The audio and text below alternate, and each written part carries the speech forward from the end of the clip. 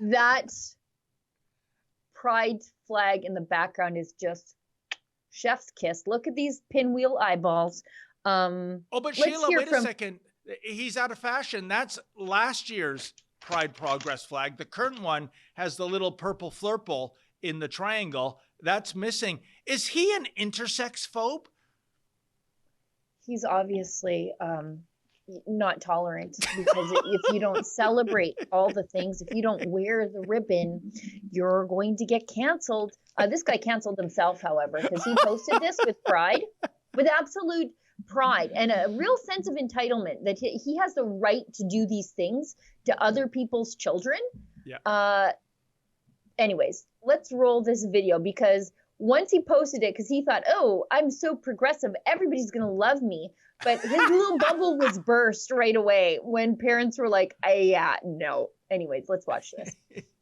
Teach about the flag behind me seems to really trigger a lot of snowflakes. And yes, I am your worst nightmare. So let's get one thing clear. If you have a problem that I have this flag in my classroom, stop following me right now. Just block me. Or better yet, leave a comment so I know who I can block. Because I will never stop supporting the rights of all individuals to be loved for who they are. And yes, I do teach about stuff like this in my classroom. Thank you for asking. I teach about Marxism. I teach about socialism. I teach about trans rights. I teach about LGBTQ history. I teach about Black history. I teach about the racial history of our country and the genocide that we've inflicted upon Indigenous people. I teach about redlining and Africville and the Starlight Tours. I teach about the history of Sir John A. Macdonald. I teach about wealth inequality in Canada and the concentration of wealth in the 1%. I talk about the prevalence of LGBTQ and trans people in millennial and Gen Z generations and compare it to left-handedness. I teach about intersectionality. I teach about the Polytechnic Massacre. I teach about the 60s scoop. And do you want to know why I teach about these things? Because they are important and because they are related to the curriculum. I do not push anything on my students.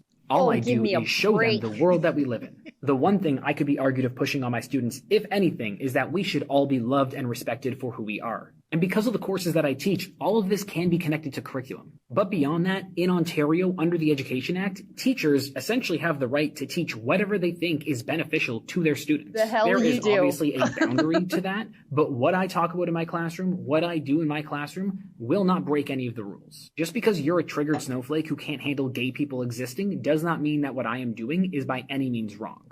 It just means that you're an antiquated dinosaur, and sooner or later your children will think to themselves, why does my parent think that way? Why does my parent act that way? Why does my parent talk that way? I'm triggered because where's the purple flurple in the Pride Progress flag that represents intersex people? You big bully. You know, it's funny. He says that I've noticed it when he went through his big long list of all the left-wing things that he talks about. One of them that he mentioned was the Starlight Tours. And I thought, wow, isn't that interesting? He's going to talk about the Starlight Tours. Did you talk about the ones that just happened during the convoy?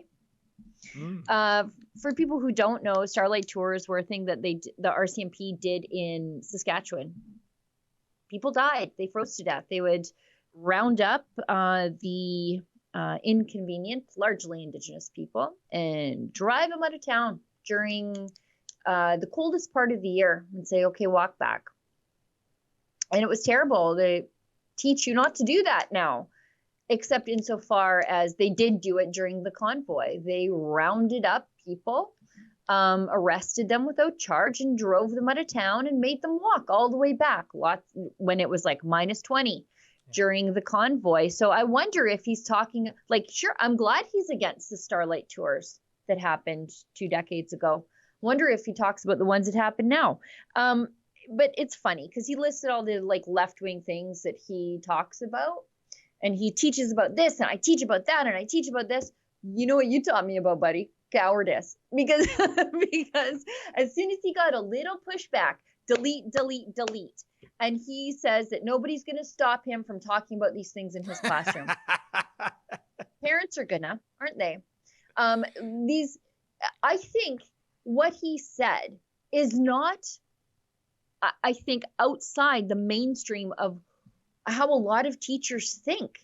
He was just really surprised that parents wouldn't like it. He thought it was just those stupid convoy loving conservative parents, which he thinks are a statistical rounding error of parents instead of the vast majority of middle Canada. Yep. I think he was shocked when they disagreed with him, because he blocks everybody. He tells you, I block everybody who disagrees with me. Delete me or I'll block you. So he lives in this bubble where he's never exposed to the vast majority of Canadians who may even think the things that he does about Marxism and transgenderism, but they reserve the right to talk to their own kids about it and not let some pinwheel-eyed weirdo of a teacher take the lead.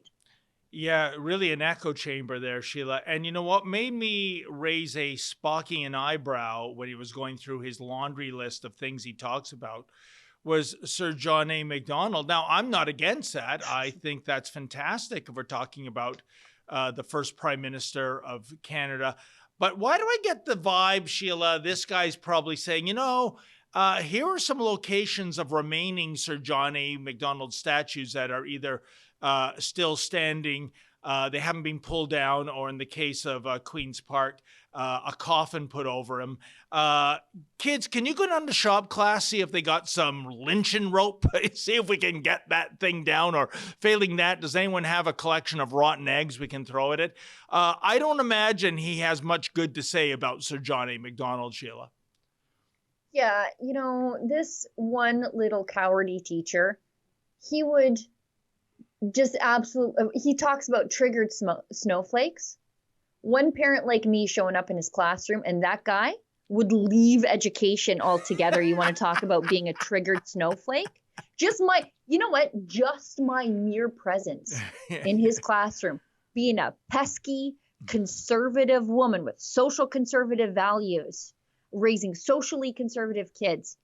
Just my mere presence in and around the vicinity of this man would probably cause him to have a stroke of some kind and have to go and take some medication. But he's talking about other people being triggered? Give me an absolute break. What a coward. Big talker on TikTok. Yeah. But second he gets a little pushback, get thee to thy fainting couch. Hey folks, that was a clip from the daily live stream. I co-host it Monday to Thursday from 1 p.m. to 2 p.m. Eastern Standard Time. The Alberta team takes over on Friday. Please tune in. And by the way, we want to hear your 2 cents worth. If you're able to make a minimal $5 donation, we will read your chat on the air live. Thank you.